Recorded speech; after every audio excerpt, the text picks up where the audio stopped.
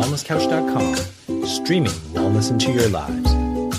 Welcome to Nourishing the Mother, featuring your hosts Bridget Wood and Julie Tenner.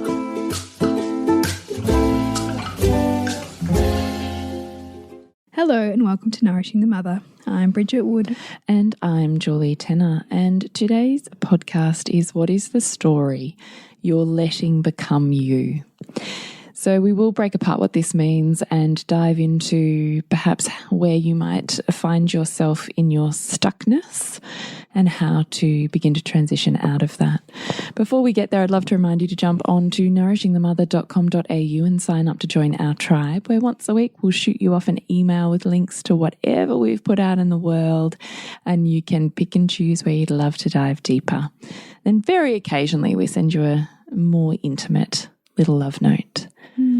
But we certainly don't drown your inbox. not these days anyway. So if you'd love just a little bit more conscious conversation that dives deeper in the places that you're really wanting to go, then do join our tribe at nourishingthemother.com.au. So this theme kind of came out from you and I just hashing out our week, wasn't it? Yeah, it was. And I so love that, because that's essentially how the podcast came about, was us hashing out our own stuff and our stories and finding the depth. Yes. And so when we talk about story, we're really looking at the fact that as humans, we create story. We build our lives around story, and stories become us because they are how we filter our own identity, our world, how we come to know ourselves and those we love, how we come to view, society and the world around us, and how we come to live, I suppose. And when we don't examine the stories that we live by, and don't examine the beliefs and components of those stories, then they simply just become us. And so we want to examine, I guess, what are the stories in your world that you're letting become you? Do you want to start with maybe what story you're working on transforming at the moment? Because we don't ever want you to think that we're just talking the talk and not walking the walk. Oh, there's always something, right? And that's what I love in our groups, is that inevitably our stuff pops up as well as we're working through it with others. And so a story that I'm definitely leaning into or examining is a story of, if my businesses get big or successful, in inverted commas, that I won't be able to show up in the way that I want to in my family. That there's still that dance between one being mutually, them kind of being mutually exclusive. And that happens because we often unconsciously link, things that happen with, that's because of that, right? So, like my kids are really ratty, or my kids are not coping at the moment because I'm working too much. Or like my business is getting too much for me, so I need to pull back so I can be with my kids, and we put the brake on.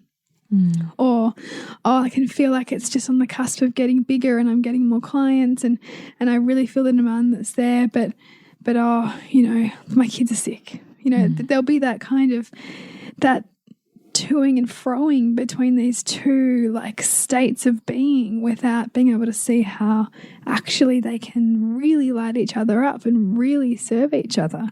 But it takes that determined leaning into the story we're telling ourselves around those things in order to see that connection and in order to bring them into, a pair together that can kind of hold hands and move forward in alignment, not like a jostle between each other. I love that, because I always think whenever I'm feeling like something's hard work, stuck, not working at all, I always feel it, but then in the back of my mind it'll begin as a whisper going, what's the story you're telling yourself right now?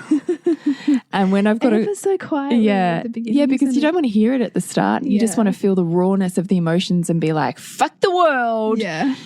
because it's wrong right now. And I can give you all the reasons why it is, and there's nothing I can do about it. It's just hard, and it's just not fair, and all of that. Yeah, totally, right? Because it means I don't have to change. And change is really hard. Yeah. And even though you and I are huge advocates of change, our human nature does not naturally roll with change. No. So change comes with, its own complexities and difficulties. And so often before we're really ready to grab that bull by the horns, we're going to want to run from it a little bit. Yeah. And running from it can look like justifying all the reasons why we have to stay where we are right now. Because, and so it's funny, it almost seems counterintuitive because very often staying where we are is not really where we want to be, but it's like the safety of the known. It's the versus that, unknown. Yeah. So we'd rather the discomfort, although it's safe, than actually taking that leap into where we truly want to be, but don't know if we can handle it. Yeah, don't know if we can handle it. Don't know if we're worthy of it. Worthy of it, yeah. So I often think part of this is building our own self-worth to realise that we're worthy of this next evolutional thing that we secretly desire but can't even consciously out loud say to ourselves. Yeah. I also think we run ourselves ahead, and which I think is intertwined with self-worth, and say, well, I can't do that. That's not possible for me. I'm not enough. It's not possible. I'll be rejected or I'll fail. I think they're all signs that we've stepped away from our own intuitive spirit, and we have stepped into the shoulds that we find around us. Yeah. And those shoulds will very often be so deeply embedded in our psyche, likely because they were, handed down to us through our family or even epigenetically, that they literally are us. They literally become us. And it's only through exposing ourselves to different perspectives or different ways of being that we can begin to see another way, that we can begin to see a completely different possibility for ourselves by nature of seeing it in somebody else, by nature of seeing someone else who perhaps doesn't conform to the stories that we've accepted as reality. That's part of what I love about women, actually, and part of why I think it's so important. We've talked so many times about you are the product of the 5 people you spend the most time with, right? Yeah. But it's also why you can consciously begin to put into your own personal stratosphere that which you desire, that which you see replicated or experienced by someone else can enter your awareness so that you have almost like a touch point of bust the bubble because it's possible. We don't know what's possible until we see it often. Yeah, so often. But we can choose to find those people who embody that, and we can choose to put ourselves in front of them or have them in our sphere, whichever way that works. And sometimes even that process in itself we will have difficulty really stepping into because there's almost like, again, the worthiness piece. We're not willing to see the reflection of them in ourselves, which that's what everybody is, a reflection, because we somehow don't believe that the life that they're displaying we're worthy of, or that the possibility that their lives suggest to us that we're worthy of that kind of fulfillment. Also, success, if you want to use that term. And yet it's almost like a process of being willing to condition ourselves to greater potential through that conscious curation of where we want to be. Basic example of that is like a vision board, right? But it's more powerful when we consciously seek out people or representations of where we intuitively desire to be, but haven't consciously allowed ourselves to go there yet. Like that modeling, almost that symbolism of who you create as reflections, it's really profound. So I thought maybe we could just kind of start here with when you're stuck in the shoulds, when you find yourself feeling the heaviness of it all, the stickiness, the stuckness, the pressure perhaps to conform to your family, your society. Or even to an identity that is the you maybe that you've always been, and that's safe And this was an interesting point, Bridget, that you had earlier, which was when you're showing up with the same humdrum conversations with your partner about the hardness or the stuckness, justifying how hard it is. What do you mean by that? Or even like my husband sometimes will make the comment, oh, like can't wait for, like when they're 18 and we just do whatever we want, or, like we just like, oh, when the kids are gone. And I'm like, wow, like why is it such a big story for you? Because I don't feel like I want that at all. But yet it's so interesting because whatever is constantly showing up, like in a story or a pattern, either in ourselves or those we're intimate with, we begin to realize how that becomes a framing mechanism for, life now and where it's hard and the illusion that we're holding up of what's better, And similarly, it might be, if you're in like, at the moment with my daughter, like we're still in sleep hell with her. And some of the comments my husband makes to other people is, oh, great, another 2 years of no sleep with like having another baby. I'm like, yeah, like it's so easy to make that the story, right? Like it's so easy to use that as, oh, this is all just hard, or oh, I'm exhausted, or oh, I have no energy for anything else but mothering, or, just working this like, job just to show up because I have no capacity for more. That like is super common, but super comfortable as well, because we don't have to entertain any other potential reality because the reality right now is too hard to do that. It's hard, but the pain isn't big enough to make us change it. So we stay there. And yet the way out is to be willing to allow ourselves to experience a different reality, willing to allow ourselves to change the story, to have a different experience of it. And sometimes, it's not even changing the experience as such, but reframing your perspective on the experience, reframing the richness of what it's teaching you, the richness in you being able to find greater resilience within yourself or capacity within yourself or whatever it's asking of you to show up with. And then, it's like that classic, you change the way you look at things and the things you look at change. That is what we get when we start to examine these stories. It reminds me of the Dr. Seuss book, All the Places You'll Go. Oh, yeah. Yeah, as you were speaking then, I'm thinking it's so that story. And in fact, I'm pulling together at the moment my daughter's coming of age ceremonial moon circle. And a part of that is I'm getting each of the mums to write their must read, female book list for lifetime. I was just thinking in my head, I'm going to put that on there. Yes. Because it's a story, but it is so much more than a children's story. God, every time I read it to my kids, I think, God, I'm so glad that they picked this one. Oh, so insightful. And I was just listening to you thinking, yeah, I can't think what he calls it in the book, but it's like the nowhere place, right? Where people are just stuck. Just stuck. It's like the in-between land. I'm trying to think of the words. Yeah, everyone's just stuck. Like, no one's going here and going there, but they're kind of going around in circles and we're just here. And even there's another part in the book where it talks about, unslumping yourself is not easily done. Yeah. But, you've got to do it to find your way out, right? Yeah. Like that's what I was just thinking of. So much wisdom in it. Yeah, as you were saying that. So I actually think if you're here, you should read that book and read it to your children, but really secretly it's reading it to you. Yeah. And reminding yourself that this is a really common human experience.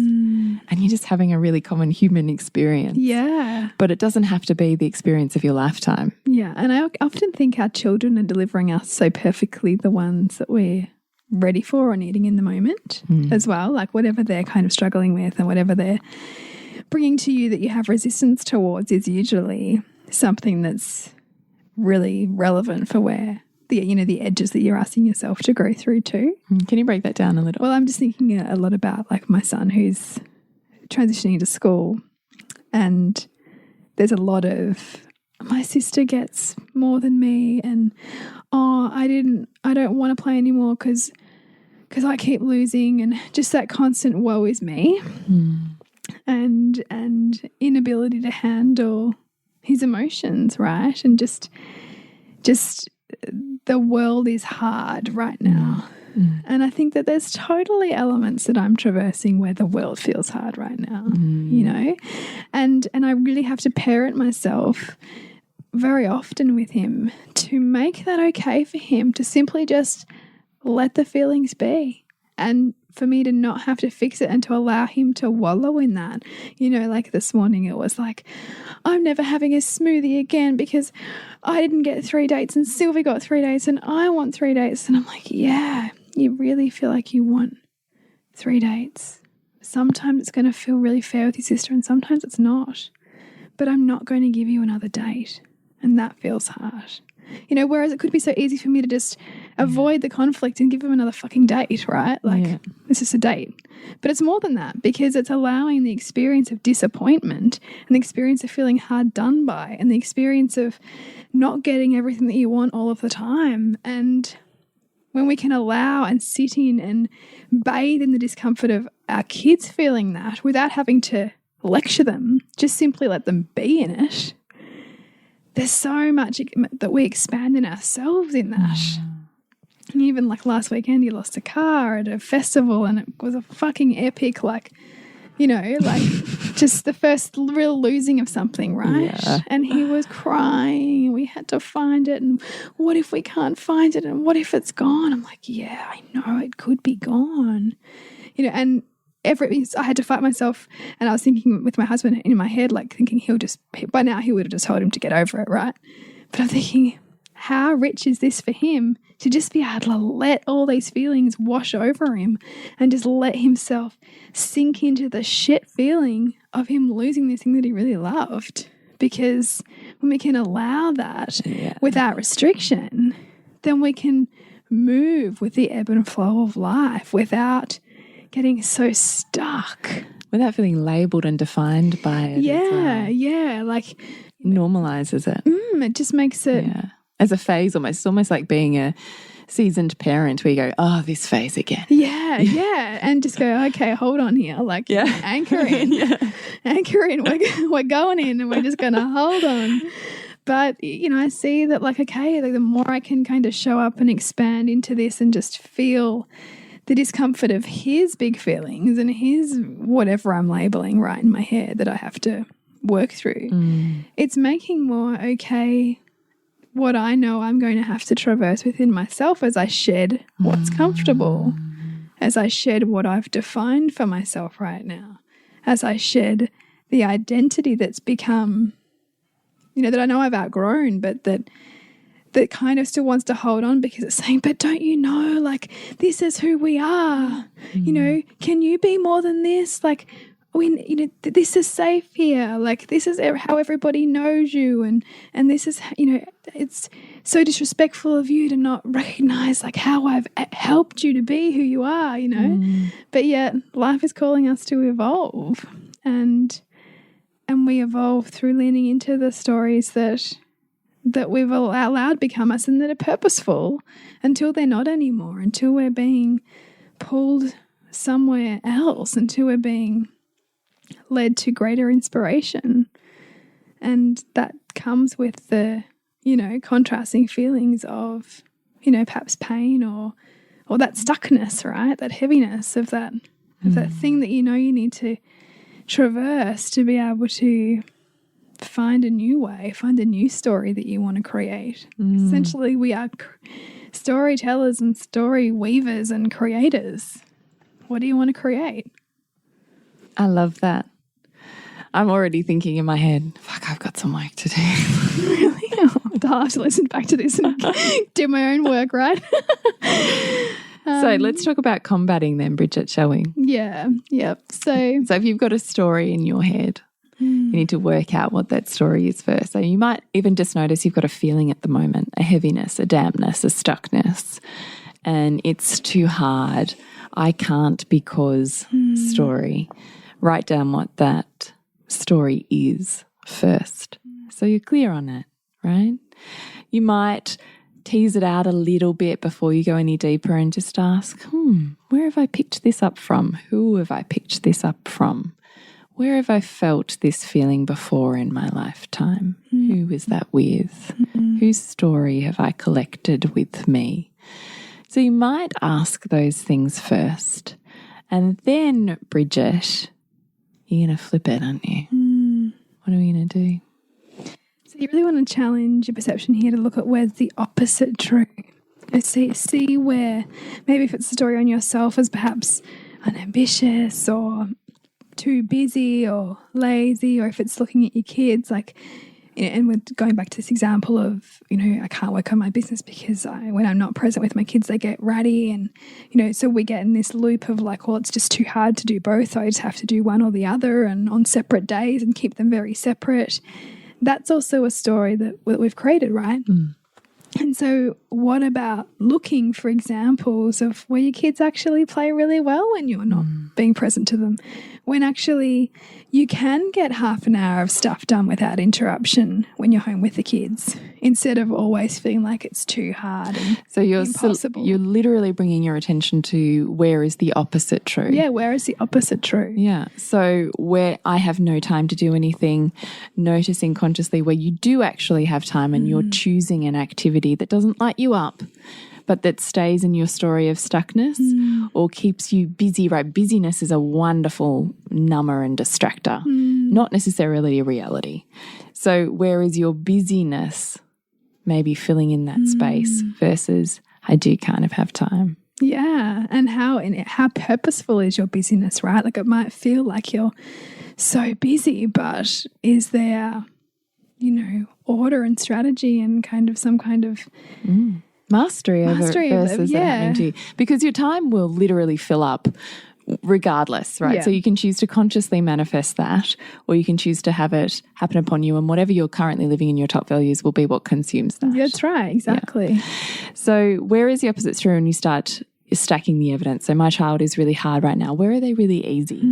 I don't have any time. Where do you have pockets of time and you choose to fill them with something uninspiring? And that's sometimes you really have to humble yourself in this process, because I know that like I use pockets of time really wisely sometimes, and then I use pockets of time like fucking wasting them, me too. By scrolling Facebook or Instagram or like checking my email for the 10th time. Or actually cleaning the house. Oh, yeah. I have like these, I realize I'm having these stories of, well, I need to clean the house, or I need to cook dinner, or I need to tidy this up so that my family, I don't know, feels better, looks better. Yeah. I don't know. I don't get as stressed, whatever it is. Yeah. But it's just a story, right? I know I have this overwhelming compiling list of things in my head that I actually really want to do. But I have to do these things, so I can't do that. They're just part of your responsibilities. Yeah, right? so it just gets shoved down the list. And then the overwhelm gets more, because the overwhelm is there as a messenger. I'm not listening to my truth. And that, like, the thing is, that doesn't go away. Like, whatever we're not addressing just kind of goes like a big heaving pile of stuff that we have to deal with, and that only gets bigger when we don't deal with it. So that's a really important one to bring consciousness to. So where is the opposite true? And we want to do this because we want to see that we are both. Our reality is both. Our children are both. We are whole creatures and organisms in a whole world. So whenever we're seeing something one way, we're only choosing to see half the story, and therefore we're missing half of ourselves. So see that you are both. Your children are cooperative and they're antagonistic. Your children are high needs and they're super low needs. Yeah. Like they're all of it. They're independent and, and they're also really dependent, and they're sensitive and they're outgoing. Like, where are they both? Because these labels that we naturally create are incredibly limiting for them and for us and for, what we're striving for. And so it allows us to see with greater clarity where we really want to take our story versus where our patterns are automatically taking us. So where we're just treading the same old path, or where we're consciously going to forge a new one through the forest that's never been created before. It takes work. It takes conscious effort of constantly navigating back to that path, because it's not the easy one. No.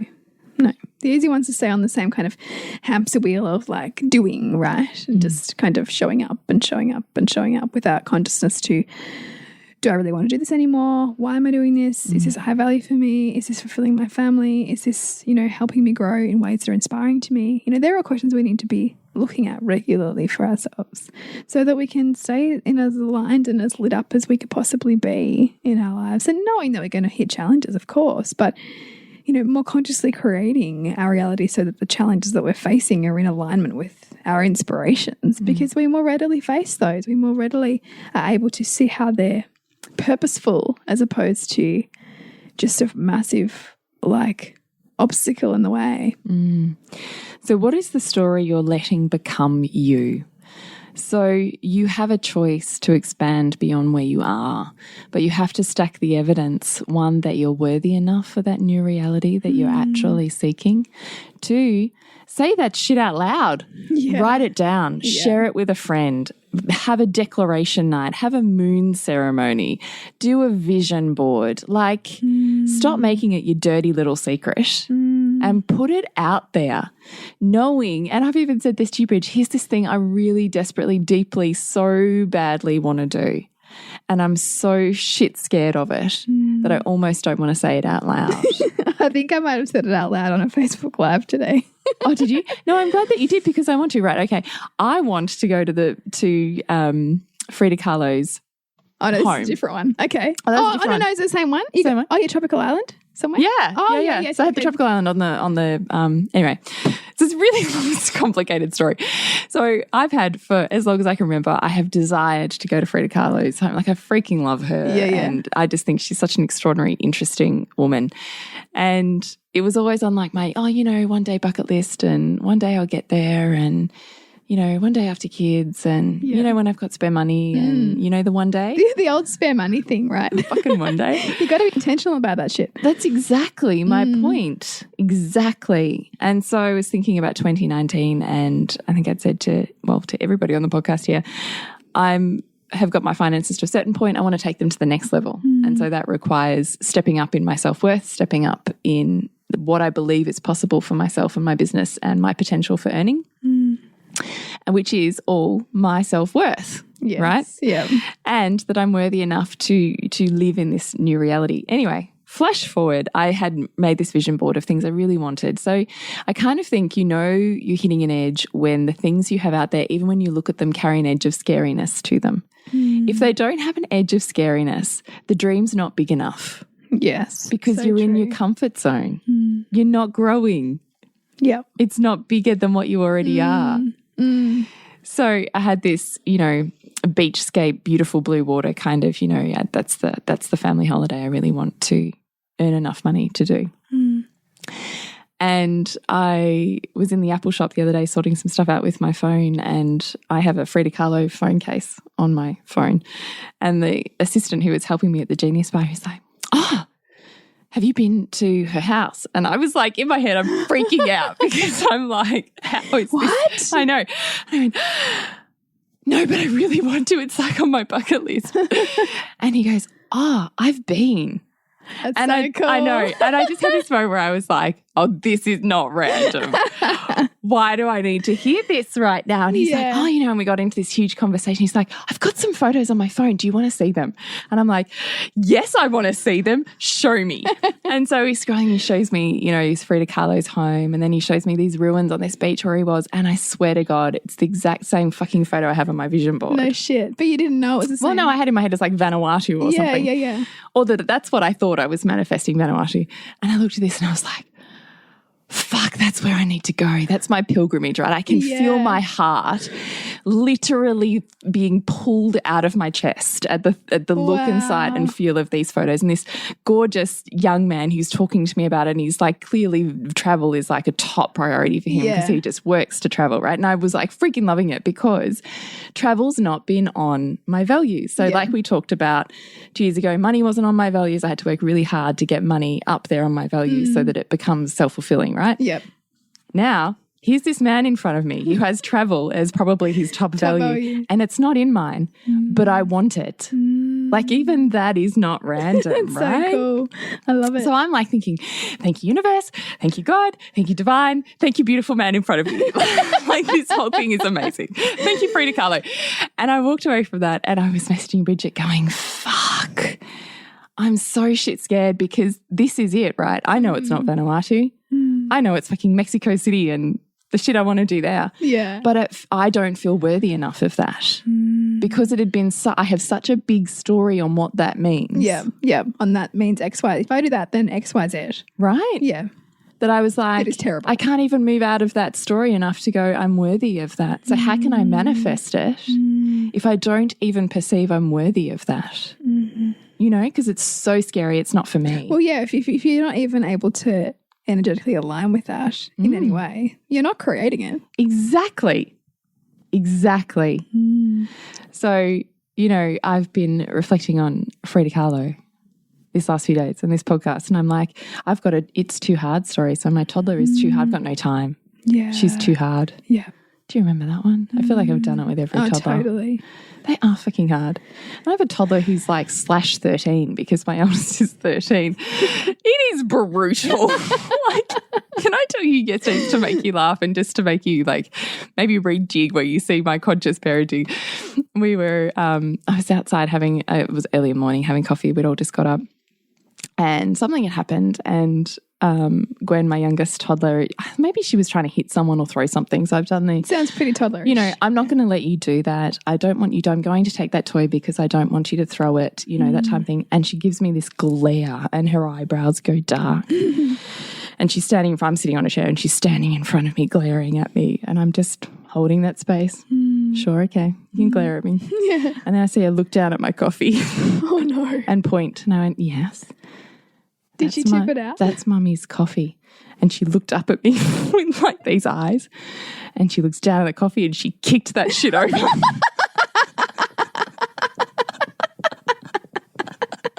course she did. I love it. And I was like you. I was like, what the actual fuck? And I looked up and I went, oh my God, you knew what you were doing. And I looked at Nick and I went, she's a toddler turning 13. What the fuck? Oh, it's so good. Right? So I've got it's too hard. She's too hard. Yeah. I can't do anything else because she's too hard. Yeah. What a story. It's totally a story. Oh, God. What a story. And I can't get anything done, but I'm not creating the time to get shit done. I'm just getting swallowed up in household mundanery. Yeah. Household mundanery. God. I don't want to be swallowed up in household mundanery. If I had a choice on where to spend my time, it would not be there. No. So why am I choosing it? Because even by not choosing it, I'm choosing it, right? Well, it's because it's kind of easy to fall back into, right? And I think when we have a sense of order in our outer environment, it kind of makes us feel good, even though it's not deeply inspiring. You know, like it kind of like the Band-Aid good. feel good. Yeah, but it's like not lighting you up, but it's enough just to kind of, you know, like smooth things over, you know? Yeah, I do actually. It's almost like just a mini dopamine hit, isn't it? That's what we I'm could doing. do a whole podcast on toddlers. I've got the best shit that's going on. It's just funny. It's really, it's annoying, but it's really funny. Because Sylvie's like, no, not ever. Which I like her fiery as fuck attitude, but sometimes I just really needed to do what I needed to do, right? So, but totally, like we make the story. We make the story, and do we want to continue to be that, or do we want to create a different one?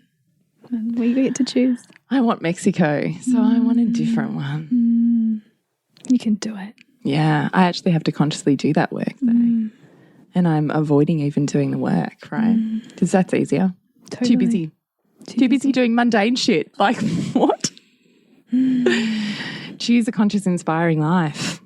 We'll like smash that in the next L to L. We'll have like that.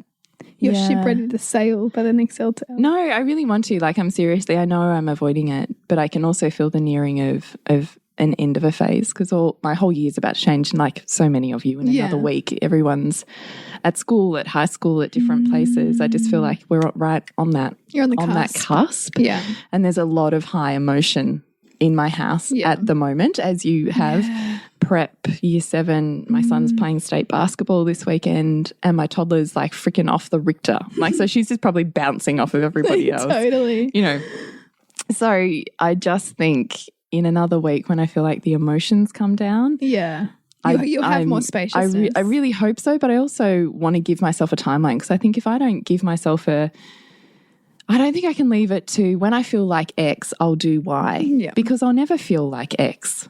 Well, the thing is, if you have some unconscious motivation not to feel like X, then you'll never feel like X, right? Like it's about mining through the resistance as well. No, exactly. So I feel like I'm going, right, you've got next week to pull everybody's emotions together and then sorting your shit out. And so I work well if I do that. If I go, right, okay, I've got next week to flutter around, and then I'll be having conversations with my husband, right, starting next week, here's the things I want to start working on. Here's how I want to schedule them into my world. Does this roll with you? And we will literally make time to schedule that in and make sure that I have some sort of I'm about to say accountability buddy, but, you know, I show up for that. But I show up for that by creating it consciously within myself and inviting him into that process. Here's what I need. So no different to check you later, I'm out at work. It's check you later, I've got to sort this out because this feeds everything else. Yeah. So I really hope that you're able to see in some way the story that you've got going on, and that you maybe are wildly wise and bold enough to consider and say out loud what your next evolution is that you really deeply, heart-yearningly want. And we would love to hear what that is, and we will definitely be your sisterhood that supports you to do that. And I mean, if your story is related to any kind of parenting type stuff like what we've talked about here, then absolutely jump into Aligned Parenting. We've got the next live round kicking off on the 11th of Feb. Yeah. And that is such a great community and course to really, like, I guess, hack your parenting stuff. And, you know, we give the grounding of all the parenting. With consciousness. So we're talking about attachment, but we're moving beyond attachment into how do we hold space for emotions? Yeah. And then beyond emotions into what is the dynamics and the growth edges that's hitting us into. And how, you know, how is that partnership dynamic also serving the family unit? How is our own parenting and our partner's parenting showing up today now with our children? How are we being asked to reparent ourselves? You know, really leaning into those edges and coming away with more of a toolkit to bring a lot more consciousness and alignment to how you want our family life to look. Definitely. So check it out, nourishingthemother.com.au/online programs. No, it's just nourishingthemother.com.au at the moment, because I changed it all. We've just launched our new website. So you just go straight to the homepage and you can find that shit straight away. Because Julie has done an amazing job on the redesign. So if you haven't checked out the new website, go and have a look. We're still kind of like rejigging a couple of things, so be patient, but it's looking amazing. Yeah, it is really beautiful. And we do have packages as well. So we know a few of you had asked about if we combine things, do we get a discount? Yes, you do. And is private coaching available beyond the group coaching that we do within live rounds? Yes, it is. So you can definitely check all of those out. And there is navigation straight from the homepage. There is. You're right. Thanks, Bridget. Awesome. So go with your spiel. Remember to nourish the woman to rock the family. And we'll see you next week, and we continue to peel back the layers on your mothering journey. This has been a production of TheWellnessCouch.com. Check us out on Facebook and join in the conversation on Facebook.com/TheWellnessCouch. Subscribe to each show on iTunes and check us out on Twitter. The Wellness Couch, streaming wellness into your lives. Whilst the Wellness Couch presenter endeavor to provide accurate and helpful information to their listeners, these podcasts cannot take into account individual circumstances and are not intended to be a substitute for health and medical advice from a qualified health professional. You should always seek the advice of a qualified health professional before acting on any of the information provided by any of the Wellness Couch podcasts.